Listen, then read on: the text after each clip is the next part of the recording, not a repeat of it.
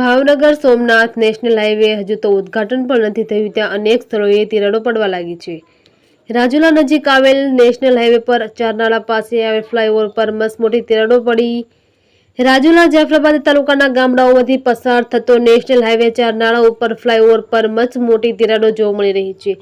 ત્યારે તંત્ર દ્વારા આ તિરાડોને જોઈન્ટ કરવા માટે સાંધા પણ મારેલા છે, પરંતુ તો પણ ફૂટ ઊંડી તિરાડો જોવા મળી રહી છે।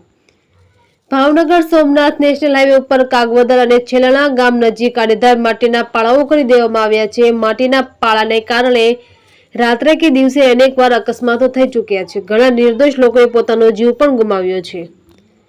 અમરેલી જિલ્લાના પત્રકાર એકતા પરિષદના ઉપપ્રમુખ પ્રતાપભાઈ વરુ દ્વારા જણાવવા અનુસાર આ નેશનલ હાઈવે પર કામ કરતી એજન્સીના ભ્રષ્ટાચારી કોન્ટ્રાક્ટરોના કારણે અહીં અનેક મોટા અકસ્માતો પણ થવા પામ્યા છે અને એજન્સી દ્વારા NSAIના નીતિ નિયમો નેવે મૂકી એજન્સીઓ કામ કરે છે।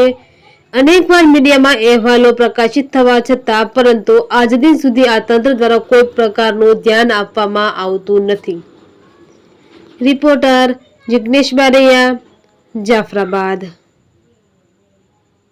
ફ્લાયઓવર આવશે એમાં મસમોટી તિરાડો પડી ગઈ છે। છેલ્લા ઘણા સમયથી નેશનલ હાઈવે પર અનેક અકસ્માતો સર્જાણા છે। આપ સ્થાનિક આગેવાન તરીકે શું કહેશો? મારું નામ પ્રતાપભાઈ વરુ, ઉપપ્રમુખ પત્રકાર એકતા પરિષદ અમરેલી જિલ્લા। મારે એ કહેવાનું છે કે કાગવદરથી મહુવા સુધી પેકેજ 3માં જે હાલ ચારનાળા જે ફ્લાયઓવર આવેલ છે એમાં જે અત્યારે પીક્યુસીમાં ક્રેક થઈ ગયેલો છે, પીક્યુસી ક્રેક થઈ ગયેલો છે, તિરાડો પડી ગઈ છે। અવારનવાર અહીંયા અકસ્માતો સર્જાય છે।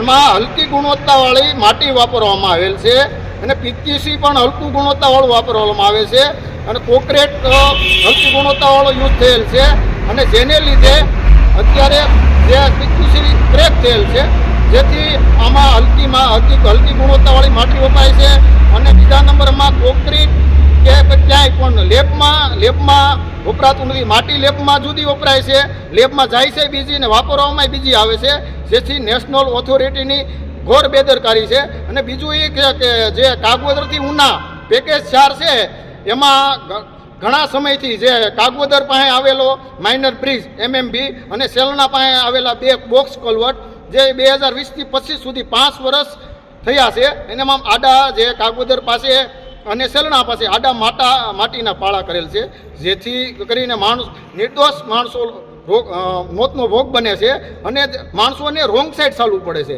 તો મારું એ જ કહેવાનું છે કે નેશનલ ઓથોરિટીના અધિકારીઓ અહીંયા જે કામ ચાલુ હોય, પીક્યુસીનું કામ ચાલુ હોય કે બીજું કામ ચાલુ હોય, ત્યારે આ નેશનલ ઓથોરિટીમાં કામ કરતી 2 એજન્સીઓને કયા કારણે નોટિસ આપતા નથી અને કયા કારણે અમુક જે પીક્યુસી ક્રેક થયેલા છે એને કેમ કાઢી નાખવામાં આવતો નથી, કેમ એમાં કેમિકલ પૂરવામાં આવે છે।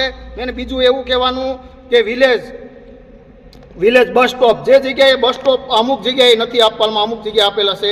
સ્ટ્રીટ લાઇટો પેકેજ 3માં પેકેજ 4માં ક્યારેક બંધ હોય, ક્યારેક ચાલુ હોય, કેમ મેન્ટેનન્સ કરવામાં આવતું નથી? શું આખરે માંગ શું છે તમારી? મારી એવી માંગ છે કે આ નેશનલ પેકેજ 3 પેકેજ 4માં તપાસ કરવામાં આવે, નેશનલ ઓથોરિટીના અધિકારીઓ દ્વારા તપાસ કરવામાં આવે અને જે કાંઈ અત્યારે સેફટી છે કોઈ સેફટી રાખવામાં આવતી નથી, તિરાડો અને જે કાંઈ છે એ વ્યવસ્થિત તપાસ કરવામાં આવે એવી મારી ઉગ્ર માંગ છે।